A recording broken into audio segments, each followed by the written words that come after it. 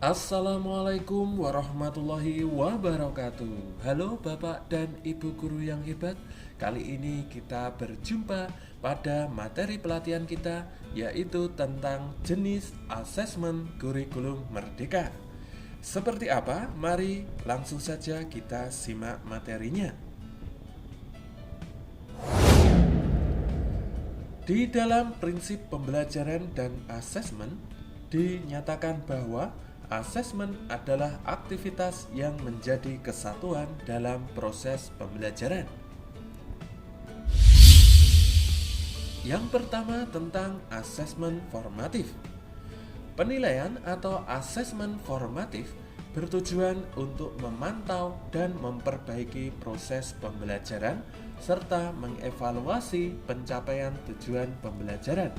Asesmen ini dilakukan untuk mengidentifikasi kebutuhan belajar siswa, hambatan atau kesulitan yang mereka hadapi, dan juga untuk mendapatkan informasi perkembangan siswa.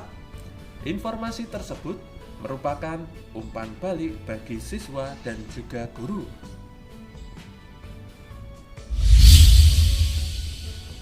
Asesmen formatif bisa dilakukan dengan yang pertama, asesmen awal. Asesmen di awal pembelajaran yang dilakukan untuk mengetahui kesiapan siswa untuk mempelajari materi ajar dan mencapai tujuan pembelajaran yang direncanakan. Asesmen ini termasuk dalam kategori asesmen formatif karena ditujukan untuk kebutuhan guru dalam merancang pembelajaran, tidak untuk keperluan penilaian hasil belajar siswa yang dilaporkan dalam rapor. Kemudian yang kedua yaitu asesmen dalam proses pembelajaran. Asesmen di dalam proses pembelajaran yang dilakukan selama proses pembelajaran untuk mengetahui perkembangan siswa dan sekaligus pemberian umpan balik yang cepat. Biasanya asesmen ini dilakukan sepanjang atau di tengah kegiatan atau di dalam langkah-langkah kegiatan pembelajaran dan dapat juga dilakukan di akhir langkah pembelajaran. Asesmen ini juga termasuk dalam kategori asesmen formatif dan tidak dilaporkan ke dalam nilai rapor.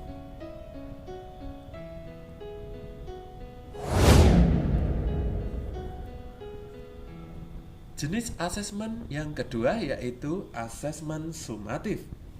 Asesmen sumatif yaitu asesmen yang dilakukan untuk memastikan ketercapaian keseluruhan tujuan pembelajaran.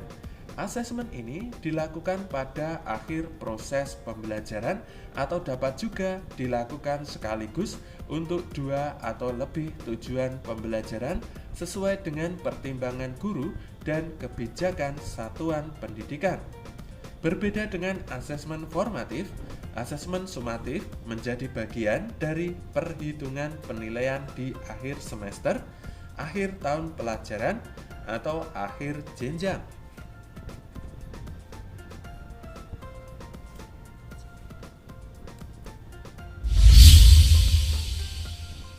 Adapun asesmen sumatif dapat berfungsi untuk alat ukur untuk mengetahui pencapaian hasil belajar siswa dalam satu atau lebih tujuan pembelajaran di periode tertentu.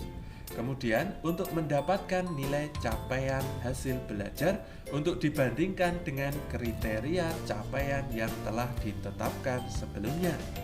Kemudian juga untuk menentukan kelanjutan proses belajar siswa di kelas atau jenjang berikutnya.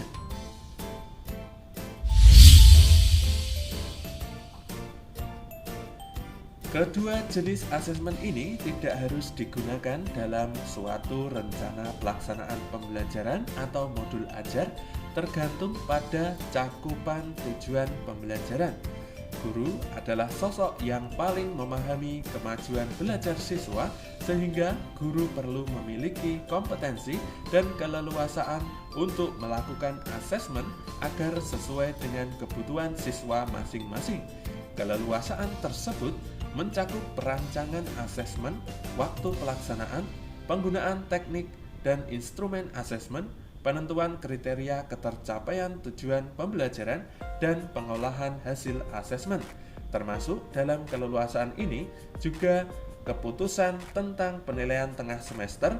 Guru dan satuan pendidikan berwenang untuk memutuskan perlu atau tidaknya melakukan penilaian tersebut.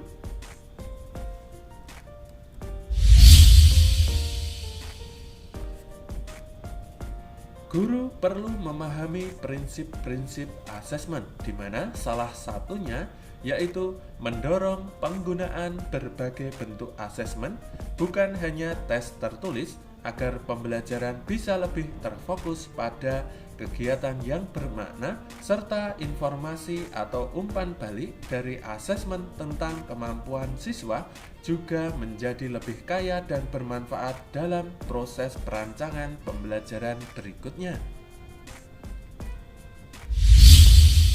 Adapun contoh-contoh pelaksanaan asesmen formatif yaitu guru memulai kegiatan tatap muka dengan memberikan pertanyaan berkaitan dengan konsep atau topik yang telah dipelajari pada pertemuan sebelumnya. Kemudian guru mengakhiri kegiatan pembelajaran di kelas dengan meminta siswa untuk menuliskan 3 hal tentang konsep yang baru mereka pelajari. Kegiatan percobaan dilanjutkan dengan diskusi. Guru memberikan pertanyaan tertulis. Kemudian setelah selesai menjawab pertanyaan, siswa diberikan kunci jawabannya sebagai acuan melakukan penilaian diri. Penilaian diri, penilaian antar teman, pemberian umpan balik antar teman, dan refleksi.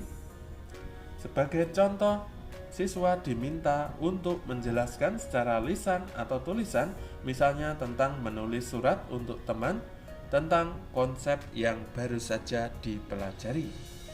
Baik Bapak dan Ibu guru yang hebat, demikian tadi materi kita tentang jenis asesmen kurikulum merdeka.